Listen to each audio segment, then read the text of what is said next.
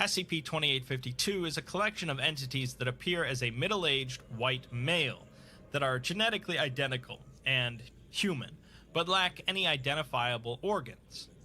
Instead, their bodies are composed of fibrous muscular tissue, with their teeth and hair consisting of chitin similar to that of cicadas.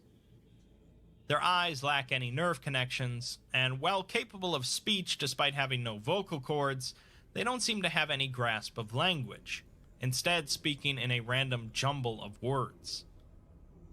Despite this, all other individuals at an event where a 2852 entity makes an appearance will perceive it as speaking intelligibly, and will regard its actions as completely normal, unless briefed beforehand on the entity's anomalous nature. Individuals describe these entities as being playful, with a crude sense of humor, and those affected by one of these events will refer to the subject as Cousin Johnny. Although the entities are sentient, they do not appear to be sapient. The aforementioned events where these entities make appearances are various Catholic and Anglican religious functions, where they are treated as being an established member of the family, regardless of the family resemblance or ethnicity. These functions include baptisms, weddings, and funerals, referred to as blue level, white level, and black level events, respectively. So far, there haven't been any records of a 2852 entity appearing at any other type of event. Additionally, the Foundation has had no luck in tracking these entities before or after an event, as they will always manage to sneak into the event, avoiding Foundation intervention, or just suddenly appear between frames in surveillance footage. Any tracking devices placed on the entity during the event malfunctions immediately, and the entity will continue to evade any attempts to follow it. Depending on the type of event, it will result in different behavior from the entity and different effects, generally with more serious damage being done to children at the event, although adults are affected as well. Forcefully stopping the entity before the culmination of the religious function will not stop the effects from spreading, although it can be diluted somewhat. Afterwards, the family will continue to report a feeling of fondness towards Cousin Johnny, regardless of its actions. Let's get to the events then, starting with baptisms, or blue-level events. The effects of the entity here are most strongly reflected in the child being baptized, its parents, and any godparents present. During the baptism, Cousin Johnny will act as a third godparent, and things will proceed as normal until the child is submerged into the water. Immediately, the child's top layer of skin will fall off in one piece, as though it were molting. Surprisingly, the process does not seem to harm the child in any meaningful way, and the godparents will proceed to eat the skin together. Afterwards, the baptism continues as normal, and Cousin Johnny will leave with the family, but does not appear at any family celebration held afterwards. The baptized child has a higher chance of dying than normal during the next 6 months, and those that do survive exhibit various personality disorders. Most join anti-capitalist groups, various anomalous groups of interest, or if unchecked, will engage in destructive behavior, typically self-harm or abuse of animals and small children. Parents and godparents from the event will be rendered sterile, and both groups commit suicide within 5 years, normally through drowning. All other individuals present at the baptism are 500% more likely than normal to have stillbirths, and those that do give birth are far more likely to abandon their child, sometimes allowing the child to die in the process. In worse cases, they might be directly responsible for the death of the child, such as a couple in Ohio that gave birth to triplets and proceeded to tear them apart and hang them from trees around their property. Children that grow into adulthood respond with extreme anxiety and accompanying physical symptoms when exposed to the song of cicadas. Some subjects' agitation escalates into violent outbursts, which have resulted in at least 20 fatalities.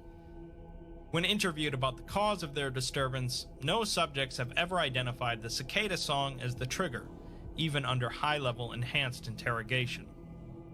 With weddings, or white-level events, Cousin Johnny will insert himself as a groomsman, and the primary effects only begin to appear after the vows are exchanged.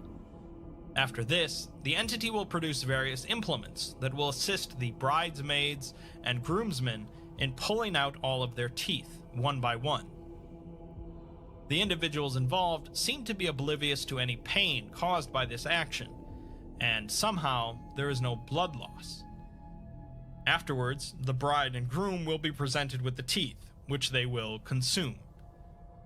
This causes extensive damage to their own teeth and jaws, and there will be blood loss from this, but it is never fatal. The groom will then vocalize a currently unknown cicada song, which can reach up to 140 decibels in volume, rendering the bride and the others on the altar deaf, but never the groom himself.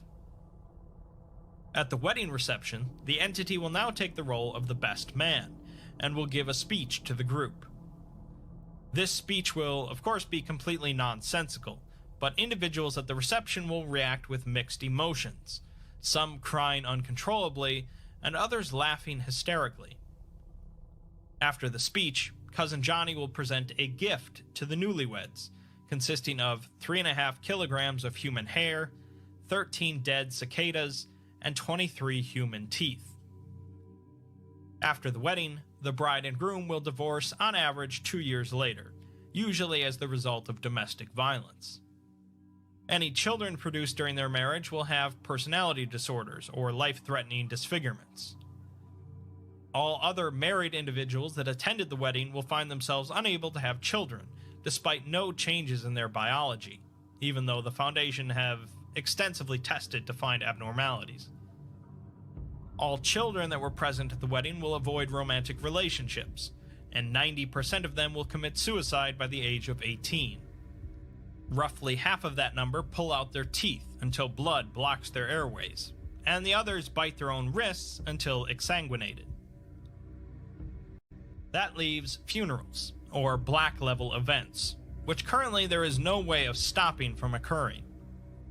Any individual that attempts to disrupt the event will instead become a part of it. During the funeral, Cousin Johnny will take the place of the eulogizer, even if one was not scheduled to speak during the event. The speech itself is of course nonsensical, but while it's speaking, the individual closest to the deceased will open the casket and produce a long knife. The individual will then exsanguinate themselves, normally from the wrists, followed by every other attendant. Children too young to exsanguinate themselves are assisted by adults. The blood is poured into the casket, and despite the massive blood lost, no participant will die from the process. Cousin Johnny's speech will eventually turn into a cicada song, and the others will all join in. The entity will then walk to the casket and vomit a mixture of blood, wood pulp, and dead cicadas. Once finished, the funeral will go on as normal, and the casket filled with blood and Cousin Johnny's expulsions will be lowered into the ground and buried. If a family gathering takes place afterwards, the entity will make an appearance, where it will vomit a similar mixture into a bowl, which will be eaten by the children present. Afterwards, Cousin Johnny will give another nonsensical speech, strip off its clothes, and lay upon a table. The other participants will then eat the entity's flesh until nothing remains, during which it will continue to speak despite its mortal injuries.